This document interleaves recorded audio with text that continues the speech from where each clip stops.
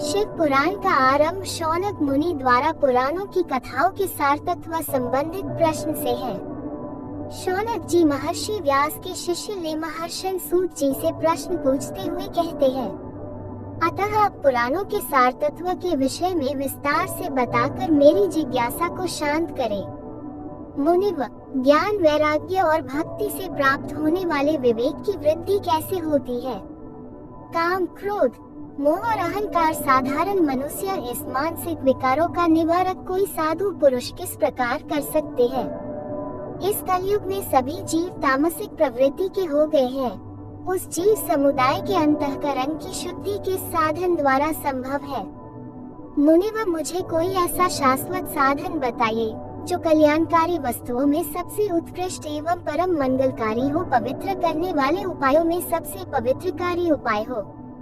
मुनिव, वह ऐसा उत्कृष्ट साधन हो जिसके अनुष्ठान से शीघ्र ही जीव के अंतःकरण की विशेष शुद्धि हो जाए तथा उसमें निर्मल चित्त वाले प्राणियों को सदा के लिए शिव की प्राप्ति हो जाए।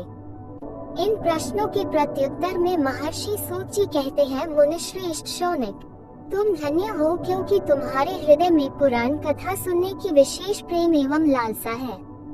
इसलिए मैं शुद्ध बुद्धि से विचार कर तुमसे परम उत्तम शास्त्र का वर्णन करता हूँ। शिव पुराण संपूर्ण शास्त्रों के सिद्धांत से संपन्न, भक्ति प्रेम को बढ़ाने वाला एवं शिव जी को संतुष्ट करने वाला साधन है। ये शास्त्र कानों के लिए रसायन अमृत स्वरूप तथा दिव्य है। तुम इसे श्रवण करो। मुने, वह परम उत्तम शास्त्र है शिव पुराण, जिसका पूर्व काल में भगवान शिव ने ही प्रवचन किया था। ये काल रूपी सर्प से प्राप्त होने वाले महान त्रास का विनाश करने वाला उत्तम साधन है। गुरुदेव व्यास ने सनत कुमार मुनि का उपदेश पाकर बड़े आदर से इस पुराण का संक्षेप में प्रतिपादन किया है। इस पुराण के प्रणय का उद्देश्य है कलयुग में उत्पन्न होने वाले मनुष्यों के परम हित का साधन। ये शिव पुराण बहुत ही उत्तम शास्त्र है। इसे इस भूतल पर शिव का वादमय स्वरूप समझना चाहिए और सब प्रकार से इसका सेवन करना चाहिए। इसका पठन और श्रवण सर्वसाधारण रूप है। इससे शिव भक्ति पाकर श्रेष्ठतम स्थितियों में पहुंचा हुआ मनुष्य शीघ्र ही शिव पद को प्राप्त कर लेता है। इसलिए संपूर्ण यत्न करके मनुष्यों ने इस पुराण को पढ़ने की इच्छा की है अथवा इसके अध्ययन को अभीष्ट साधन माना है। इसी तरह इसका प्रेम पूर्वक श्रवण भी संपूर्ण मनोवांछित फलों को देने वाला है। मनुष्य अगर महादेव भगवान शिव के इस पुराण को सुने तो वह सब पापों से मुक्त हो जाता है एवं इस मनुष्य जीवन में बड़े से बड़े भोगों का उपभोग करके अंततः शिव लोक को प्राप्त होता है।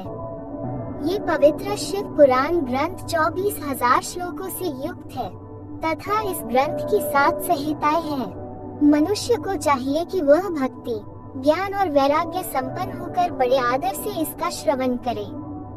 ये दिव्य शिव पुराण जो 7 संहिताओं से युक्त है, ये परब्रह्मा परमात्मा के समान विराजमान है। ऐसी गति प्रदान करने वाला है जो कि सबसे उत्कृष्ट गति होगी। जो व्यक्ति निरंतर अनुसंधान पूर्वक शिव पुराण को बोलता है अथवा नित्य प्रेम पूर्वक इसका पाठ मात्र करता है, वह व्यक्ति निश्चय ही पुण्यात्मा है, इसमें कोई संशय नहीं है।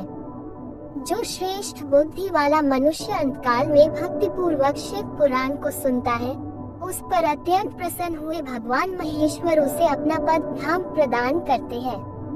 जो व्यक्ति प्रत्येक दिन आदर पूर्वक इस शिव पुराण की पूजा करता है, वह व्यक्ति इस संसार में संपूर्ण भोगों को भोग कर अंत में भगवान शिव के पद को प्राप्त कर लेता है।